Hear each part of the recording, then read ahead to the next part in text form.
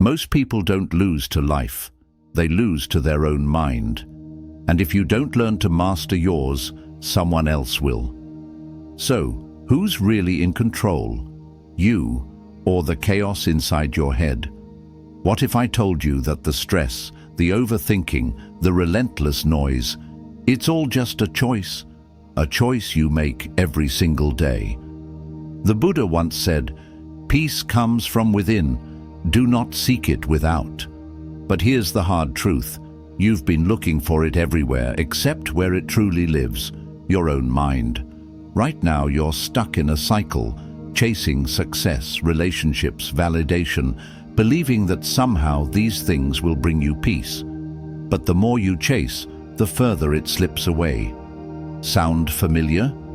There's a way to break free, a way to silence the noise, a way to master your mind and find the peace you've been craving. Your mind is a battlefield, wild and untamed, dictating your every move. But what if you could rewrite the script? What if you could turn that chaos into clarity, that stress into strength, that pain into power? What if instead of being ruled by your thoughts, you could rule them? This is your map to freedom, a journey through ancient Buddhist wisdom and modern discipline. If you take away just one thing from this, let it be this: discipline is the bridge between pain and peace. The mind is restless, jumping from thought to thought like a monkey swinging from branch to branch. It clings to past regrets, future anxieties, distractions that never end. It whispers fears that don't exist, doubts that paralyze, cravings that never satisfy. A Buddhist teaching says, "The mind is like a turbulent river. Calm it, and you will see your reflection clearly." Imagine standing by a river, its waters wild and muddy. You look down, but all you see is distortion. This is what an undisciplined mind feels like: chaotic, confused, restless. Most people never question their thoughts. They believe every fear, every doubt, every impulse, letting their mind drag them in every direction. But here's the truth. If you don't master your mind will master you. Have you ever tried sitting in silence? No phone, no distractions, just you and your thoughts. Most people can't last 5 minutes before the discomfort sets in. The mind rebels, screaming for stimulation. Why? Because it has never been trained to be still. Discipline is the bridge between chaos and peace, and the first step is training your mind to be present, right here, right now, not lost in yesterday's mistakes or tomorrow's uncertainties. One simple practice can change everything. 5 minutes of breath-focused meditation each day. Close your eyes, inhale deeply. Feel the air enter your lungs. Exhale slowly. Feel the tension leaving your body. Each time the mind wanders, return to the breath. Do this again and again until the mind begins to listen, until it stops fighting, until it obeys. At first it will be difficult. The mind will resist. But discipline isn't about what's easy, it's about what's necessary. The more you train your mind to return to stillness, the less power distractions and impulses will have over you. You will no longer be a slave to fear. You will no longer drown in overthinking. Instead, you will find clarity, focus, and most importantly, peace. Ask yourself, when was the last time you sat in silence without distractions? If you can't remember, perhaps now is the time to start. Discipline your mind, and you will master your life. We chase certainty. We cling to the illusion that things will stay the same, that people won't leave, that success will last, that the body will never age. But life is not still. It moves like the tide, shaping and reshaping everything in its path. To resist this truth is to suffer. Imagine building a sandcastle, the grains slipping between your fingers as you shape each tower, each wall, each detail with care. It stands beautifully in the sunlight, a small kingdom of your own making. But as the tide rises, the waves creep closer. You panic, trying to shield it, trying to hold on to something that was never meant to last. But no matter how hard you try, the ocean always wins. This is life. Buddhist wisdom teaches that the root of suffering is attachment. We attach ourselves to things, to people, to ideas, believing they define us. But when you believe something must last forever to have value, you set yourself up for pain. Relationships end. Careers shift. Even the person you were 5 years ago is no longer here. Yet we grasp at the fleeting moments, terrified of their disappearance. But what if, instead of clinging, you learn to embrace impermanence? Think about the things you fear losing most: your job, your youth, a loved one. Now ask yourself, is this fear making you suffer? When we cling, we resist the natural flow of life. But peace comes when we stop grasping and start appreciating. Like the sandcastle, life is meant to be built, admired, and let go. The path to inner peace begins with confronting your delusions, the illusion that anything is truly permanent. This doesn't mean we stop loving, striving, or caring. It means we stop fearing change. The key is to practice letting go. Start small. Reflect daily on what you're holding on to too tightly. Is it an expectation, a resentment, a past version of yourself? Choose one small attachment each week and release it. Maybe it's deleting an old message you keep rereading. Maybe it's forgiving someone who will never apologize. Maybe it's simply accepting that some questions in life will remain unanswered.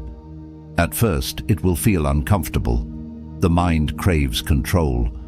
But true strength is not in holding on. It's in knowing when to release.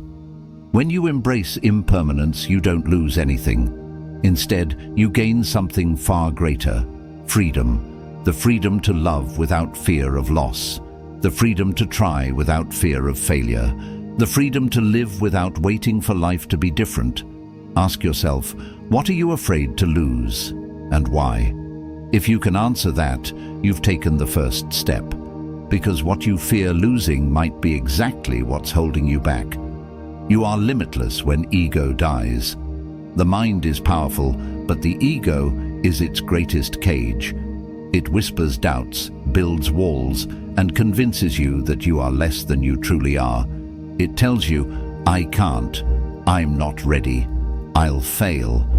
And so you hesitate, you shrink, you stay small. But what if you let go of these limits? What if you silenced the voice that says impossible and replaced it with, I will try? A Buddhist teaching reminds us, the ego is like a cage. Break free and you'll soar like an eagle. Imagine a bird trapped inside a small enclosure. It has wings. It was made to fly. But because it has spent its life behind bars, it no longer tries. The cage is open, but the bird remains inside, convinced it cannot soar. This is what the ego does. It convinces you that your past failures define you, that fear is stronger than courage, that you must stay where it's safe. But safety is not freedom. True freedom begins the moment you stop listening to self-imposed limits. Think about how often you say, I can't start that business. I can't get in shape. I can't change my life. But who told you that? Was it your own voice? Or was it the voice of fear, insecurity, or the opinions of others? What if you lived as if limits didn't exist? The difference between those who succeed and those who don't isn't intelligence, talent, or luck. It's the belief that they are capable, and that belief comes from disciplining the mind to reject the lies of the ego. If you want to be free, commit fully, because a mind filled with doubt creates failure before the first step is even taken. But a disciplined mind silences doubt and moves forward, no matter what. The cage around you is not real. It is built by hesitation, by the belief that you are not enough. But the truth is, the only thing holding you back is the story you keep telling yourself. Every time you whisper, I can't, you make the bars of that cage stronger. But what if just once you said, "I will try"? The difference between those who live fully and those who remain trapped is not talent or luck. It is action. The moment you stop letting fear dictate your choices, the moment you move despite the doubt, you begin to break free. The mind is like a muscle. It grows stronger with use. And the more you act, the more you silence the whispers of limitation. Challenge yourself. The next time fear tells you that you're not ready, prove it wrong by taking the first step. When doubt creeps in and says you are not good enough, remind yourself that growth happens through effort, not perfection. Your ego is not your identity, it is only a voice, and you do not have to listen. Ask yourself, what is one thing you would do if fear did not exist? Picture the doors that would open, the confidence you would build, the life you could create. You were never meant to stay small. You were meant to soar. So take the first step. Discipline your mind, silence the ego, and set yourself free. Discipline is not suffering. It is not about punishing yourself for success or sacrificing peace for progress. Yet many believe they must choose, either push themselves to exhaustion or surrender to comfort. But extremes are a trap. Burnout leaves you empty. Laziness leaves you lost. The key is balance, consistent effort without self-destruction. A Buddhist teaching says, discipline is like tuning a guitar. Too tight, the string snaps. Too loose, it will not play. Imagine holding a guitar in your hands. If the strings are pulled too tight, they will break under pressure. If they are too loose, they will make no sound at all. The same is true for your mind, your body, your life. Push too hard, and you will break. Do too little, and you will never grow. Some chase success with relentless force. They work without rest, ignoring their health, their relationships, their inner peace. They convince themselves that suffering equals progress. But what happens when a candle burns too fast? It dies before its time. Others fall into the trap of complacency. They wait for motivation, but it never comes. They want change, but they never act. The result? Regret.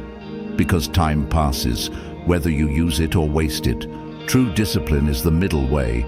It is not extreme overworking, nor is it passive waiting. It is waking up and doing what needs to be done, consistently, patiently, with purpose. It is knowing when to push forward and when to rest, when to be strong and when to be still. A disciplined mind understands that growth does not come from punishment. It comes from balance. Look at your own life.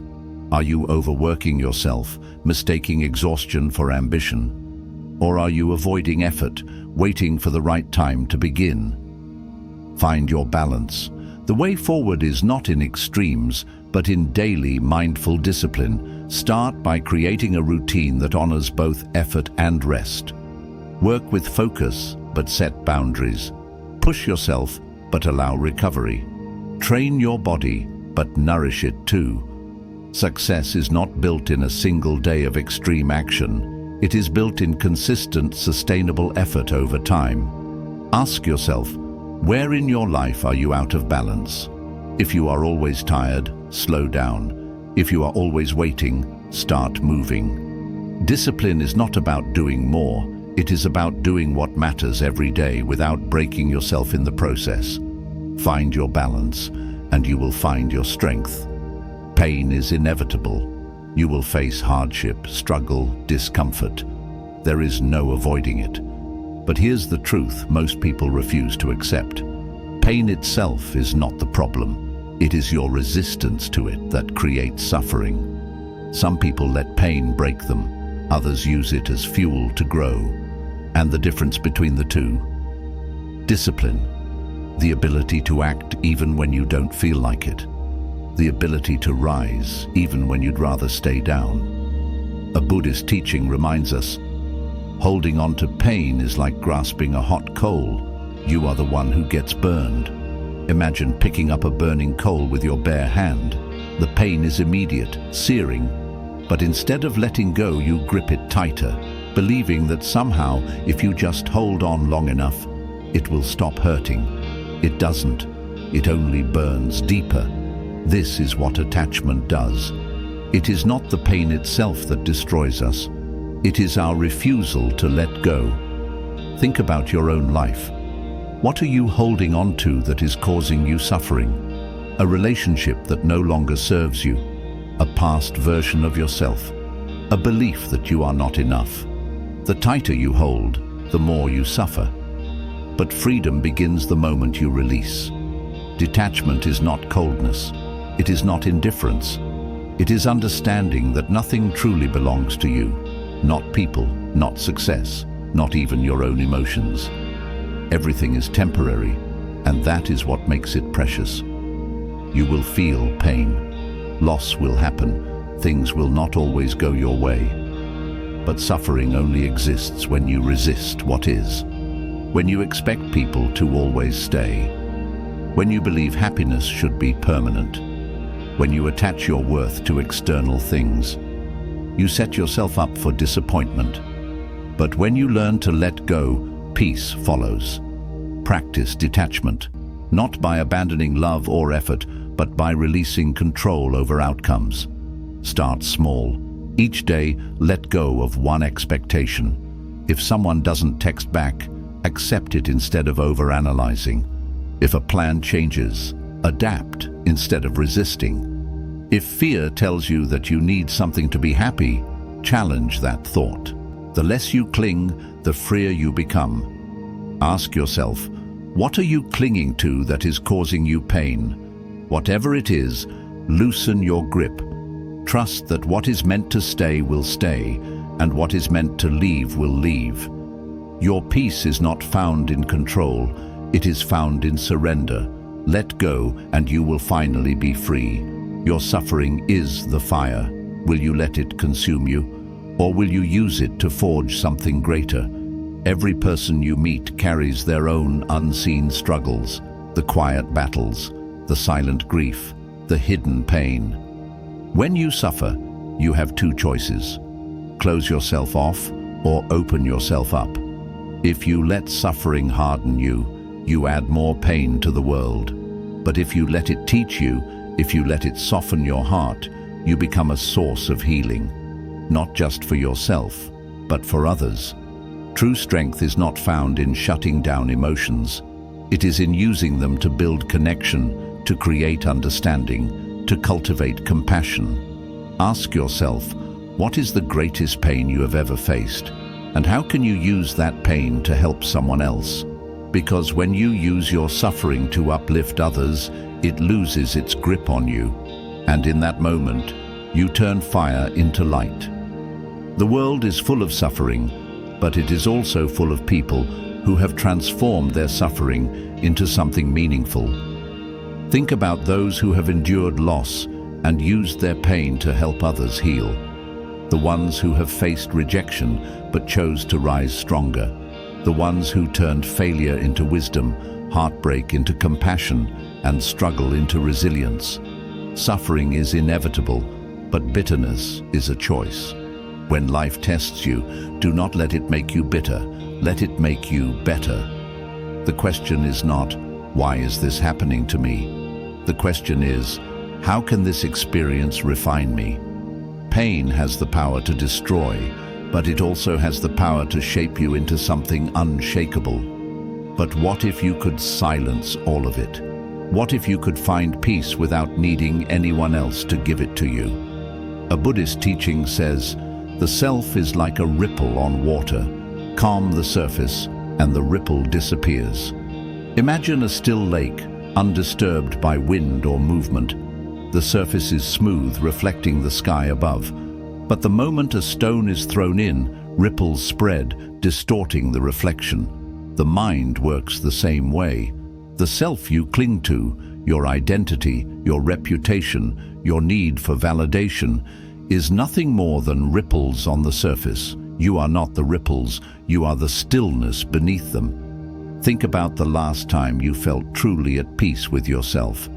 Not because someone praised you, not because you achieved something, but because in that moment you simply existed. That is the silence of no self, the space where you no longer need to prove anything, where you are enough just as you are. This is where true peace begins. To cultivate this peace, start with self-reflection. Spend 10 minutes each day sitting in stillness. No distractions, no social media, no outside voices, just you. Ask yourself, who am I without others' opinions? Notice how the mind tries to seek approval, how it craves recognition. And then let those thoughts go. Return to the stillness beneath the ripples. A Buddhist teaching says, the mind is like a cluttered room. Empty it and you will find what you need. Imagine walking into a room overflowing with objects, papers scattered, furniture stacked, no space to move. You search for something important, but it's buried under the weight of everything else. This is what an undisciplined mind looks like, filled with distractions, worries, regrets, and endless noise. Now imagine the same room, but empty, spacious, open. Now you can see clearly. Now you can move freely. Now you can think without chaos clouding your mind. We fill our minds the way we fill our lives, with distractions, attachments, and unnecessary burdens. Social media feeds, endless notifications, constant comparison. These are mental clutter. We hoard negative thoughts the way we hoard useless possessions, convincing ourselves we need them. But true clarity comes not from adding more, but from letting go. Think about your daily life. How much of your mental energy is wasted on things that do not serve you? Worries about the past, anxieties about the future, the weight of opinions that do not matter. Ask yourself, what is one thing I can release today to create mental space? Because clarity is not something you find, it is something you create. The mind loves to overthink. It builds endless scenarios, weighs every possibility, and convinces you that you need more time, more information, more certainty before you act. But overthinking is just another form of fear. It feels like progress, but in reality, it is paralysis. Every time you hesitate, you let self-doubt tighten its grip. Every moment spent trapped in endless analysis is a moment lost. What if, instead of thinking about action, you simply took it? A Buddhist teaching says, action is like a river. It carves its path through movement, not stagnation. Imagine a river flowing through the mountains. It does not stop to question whether the rocks are too big or if the path ahead is uncertain. It moves, it adapts, it carves its way through sheer force of persistence. But what happens when water stops flowing? It becomes stagnant. It loses its clarity. Your mind is the same. When you take no action, your thoughts begin to decay, feeding fear instead of progress. Many people wait for the perfect moment, the perfect opportunity, the perfect mindset, the perfect circumstances. But perfection is an illusion that keeps you stuck. The only way to build confidence, to gain clarity, to truly transform is through action, not later, not when you feel ready. Now think about something you've been overthinking, something you've been delaying because fear, doubt, or hesitation keeps holding you back. What's the worst that could happen if you acted today? What's the best that could happen? The mind will always create reasons to wait, but waiting only deepens the suffering. Imagine two people standing at the edge of a cold river. One hesitates, analyzing every detail, waiting for the right moment. The other steps in. The shock of the cold lasts only a moment, and soon they are swimming. The lesson: the only way to overcome fear is to step forward. Discipline is not about endless planning. It is about movement. It is about taking the next step, even if it's small, even if it's imperfect, because action is the only thing that creates change. Now ask yourself, what is one thing you have been overthinking instead of acting on? And what is stopping you from doing it right now? Most people fear death. But what if there is something far worse, something more destructive than the end of life itself? Ignorance. A life lived in blindness, repeating the same mistakes, trapped by the same illusions. This is not living, this is sleepwalking. And the sad truth?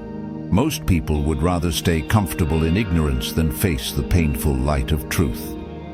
Now, ask yourself, what truth am I avoiding? Maybe deep down, you know that your fears are just stories. Maybe you know that your comfort zone is actually a cage.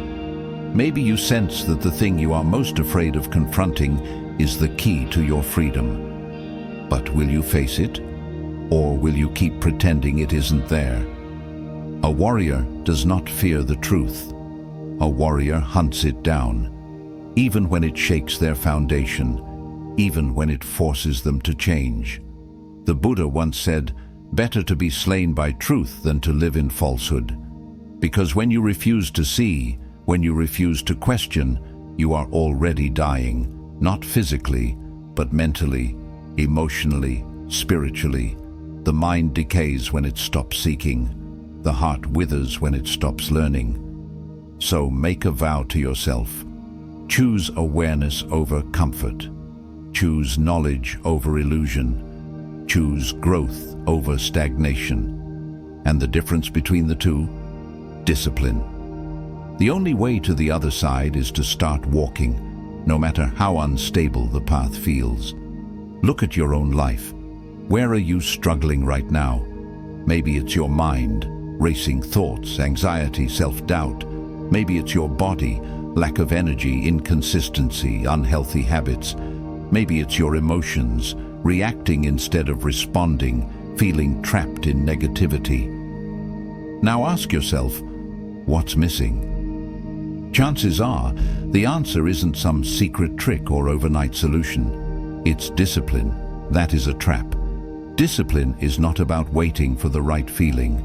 It is about acting despite your feelings. The strongest minds are not those who never struggle. They are the ones who move forward, even when it's difficult. Because every time you follow through on a promise to yourself, you build trust. And trust in yourself is what leads to true peace. So start today, not tomorrow, not next week. Today, every journey begins with a single step. The difference between those who transform their lives and those who remain stuck isn't luck, talent, or circumstance. It is action. It is the decision to take control, even when it feels difficult, even when the mind resists. The mind will always find reasons to delay. It will whisper that you are not ready, that tomorrow will be a better time to start. But tomorrow is just another way to say never. There is no perfect moment, only now. Discipline is not about grand gestures. It is about small, consistent acts that reshape who you are. Every time you resist distraction, every time you choose focus over chaos, every time you take action despite doubt, you rewrite the story of your life. Many people believe that peace is something to be found, that one day, when they have enough money, the right relationship, or a perfect life, they will finally be at peace. But this is an illusion. Peace is not something you find, it is something you create. A Zen teaching reminds us, before enlightenment, chop wood, carry water. After enlightenment, chop wood, carry water. The path isn't about escaping life's struggles, it's about mastering them. A trained mind does not seek an easy life. It seeks the strength to endure any life. The question is, will you control your mind, or will your mind control you? The choice is yours. If this brought you clarity, share it so others can benefit. And now ask yourself, what is one thing you're letting go of today? Because your journey doesn't begin someday. It begins now.